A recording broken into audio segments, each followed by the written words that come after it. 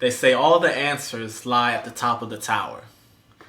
Yo, what is up guys? Shounce is back here now. I'm a little late reviewing this anime, but this one got a lot of hype to it and I just had to talk about it. I'm going to be doing my review on Tower of God and why I think you should watch it. First of all, if you've never watched the anime before, just stop what you're doing and I want you to listen to the intro song to the anime because this is one of the best intro songs I've heard in a while. Like, it gets you in the type of mood where you're just being lazy. You can just get up and start being productive. The intro and the ending song, actually, both of those are really good. So that's the first thing that'll get you into the anime off the bat right there. The next reason is that the animation to this anime is just different, you know. When I first watched the first trailer for this anime, the first thing that came into my mind was like, yo, the animation on this is just different, you know. The colors really popped out, you know. The characters, like, you know how some animes, they have these male characters with extremely muscular bodies, or the women has like these large curves, like they have big breasts or large hips, but most of the characters on this anime have like a slim physique, like sleek style to them. So the colors, the shapes, everything was just different about this anime, and it's a breath of fresh air once you start watching it. Speaking of being different, you know, Tower of God isn't considered a Japanese anime or manga. It's actually from South Korea, and they don't call these manga, they call them manhwa actually, and they get published on a site called Webtoons. So the cool thing about Webtoons is that they have a lot of other great series on there that you can read from, but the best thing about it is that they're actually colored, guys, and that makes reading along so much easier. Now, all you manga readers out there, like all you hardcore manga readers, I know there are times where you read a manga and you have no idea what's going on in a certain panel, especially with action scenes. Like, you guys gotta be real with yourselves. I know that happens to you guys. Well, when you read these colored manhwa, it's so much easier to follow along what's going on, and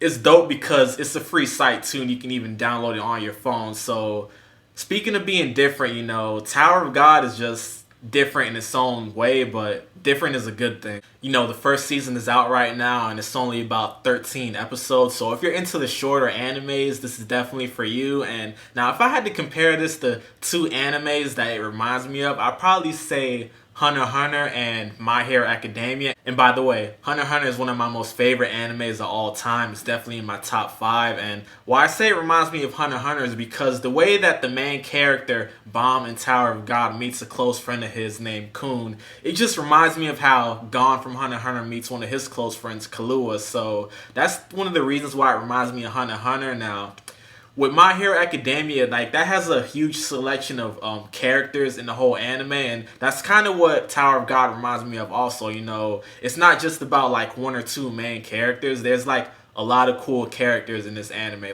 There's just this big selection of cool characters that you can like in this anime, whether they be a main character or a side character. And some characters, for example, you know, the ones that stood out to me were Anak. She was like this badass girl. She had green skin. She liked collecting these overpowered swords, you know.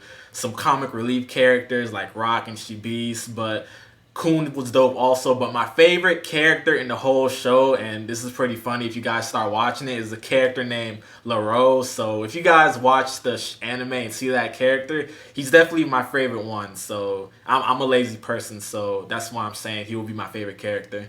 Another reason why you should watch is because it doesn't get repetitive at all. What I mean by that is that these guys are trying to climb to the top of the tower, and that's their goal. And with each floor of the tower, there's different rules to it, you know, different logic behind everything. So it doesn't get repetitive at all. So that's another good reason why you should watch it also. So a quick summary of this anime. We first get introduced to these two characters. One's name is Bomb, and I believe he's the main character of this anime. And another one named Rachel that finds him. Now, I'm going to talk about Rachel during the later part of this video. If you've seen the anime already, you know, I got some things to say about Rachel, but we get introduced to these two characters, and Bomb is like a completely clueless character, you know. The only thing he cares about in life is pretty much Rachel, and Rachel wants to climb the top of this tower so she can pretty much see the stars and stuff, you know. Not the most cool goal I ever heard of, but, you know, this girl wants to see the stars, so she pretty much leaves Bomb behind, you know, as clueless as this guy is, to climb the top of the tower. So Bomb pretty much wants to climb the top of the tower also, and that's where he's gonna find Rachel, and they can both view the stars together. So The first test pretty much automatically shows the abilities that this guy has, and Bomb is so clueless.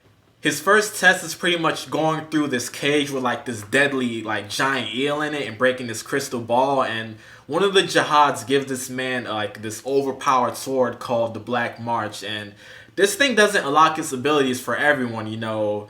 Bomb was pretty much able to use this thing, unlock its abilities, and break the crystal ball, so we automatically seen the potential that Bomb had. And another test that they had was called the Crown Game, where this dude like, so with the tower, you know, you can like make a contract to unlock like a power source called Shinsu, and it's like this bluish watery looking substance. It kind of reminds me, and when I said it reminds me of Hunter x Hunter, like they use a power source called Nen, so Nen and Shinsu, they kind of remind me of each other. That's why I compare it so much to Hunter x Hunter. But like when we first see the Shinsu like power ability, it's usually blue, but Bomb pretty much shows like he can unlock this golden Shinsu, which I'm still not that familiar with the anime, but it looks completely broken, and Bomb is pretty much an irregular. So with the tower, there's an inner tower, and this is where people go up the floors and try and reach the top of the tower, and then there's an outer tower. This is where all the people called regulars just chill, and then there's a middle part that pretty much connects them well.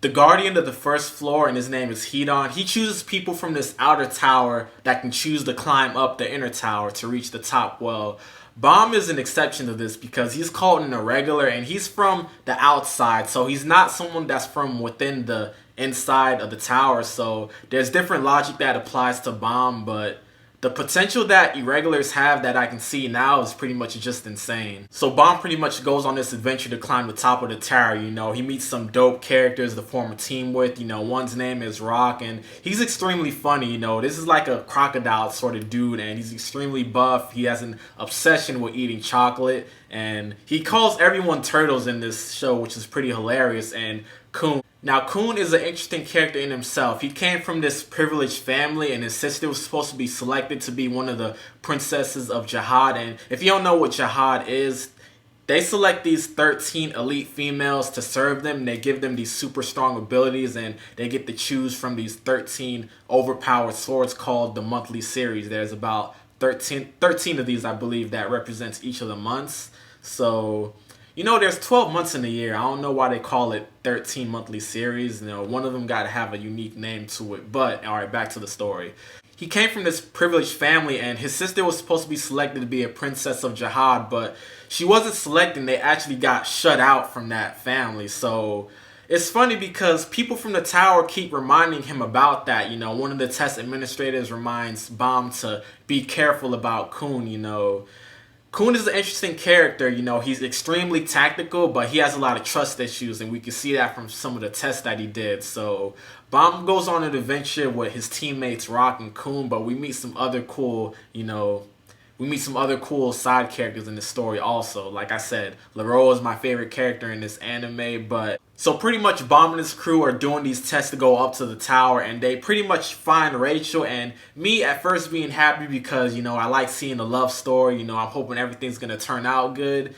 It's not the case for Rachel. We actually find out she's actually against being with Bomb, and we've seen an attempt where she's actually trying to kill this dude. Now, there was a scene where she pushed him out of this bubble in the water for Bomb to die, and bro, that scene pissed me off so much. So now we know what type of character Rachel is, you know. So the theme that I'm getting from this anime after pretty much Rachel attempts to kill Bomb after pushing him out the water bubble is that Rachel's pretty much going to have an easy time going up the floors of the tower because, you know, everyone else is pretty much along with her and they think Bomb is dead. Well, Bomb's pretty much still alive. He's pretty much at the bottom, and what I assume is that he's pretty much going to have to climb to the top by himself. So he's going to have to go through some hard obstacles, and, you know, but like I said, this dude is an irregular. He has some overpowered abilities like I can see, but I wonder what's going to happen when he interacts with Rachel again, because Rachel's trying to kill this man, and Bomb's only, like, the only thing Bomb cares about is Rachel. So Bomb needs to stop being so clueless and get a mindset of his own, because if he goes back to Rachel and, like, still tries to go back to being with her, you know, I'm going to be extremely pissed off because the potential that Bomb has is just insane. And Rachel, I know karma's gonna come like to you eventually in this anime because what you did was so messed up. You can't walk in this anime, and pretty much Bomb was offering to help you climb the tower, and you just push the man off like that. So I know it's gonna come back to bite you pretty soon, and I can't wait to see the things that Bomb like starts learning as he goes up the floors. And this was a great anime overall. Like I said, one season's out so far. It's only 13 episodes. You can start reading the manhwa on webtoons, and I'm gonna start reading it so far. There's this other Korean manhwa called, I think it's called God of High School, and I'm gonna start watching also. But Tower of God, I'm extremely impressed with this anime so far, and I just had to talk about it. I know it finished a couple of weeks ago, but I don't care, guys. This was a good anime, and if you guys haven't watched it yet or read the manhwa, I highly recommend you start doing it. That was my review, guys, and peace.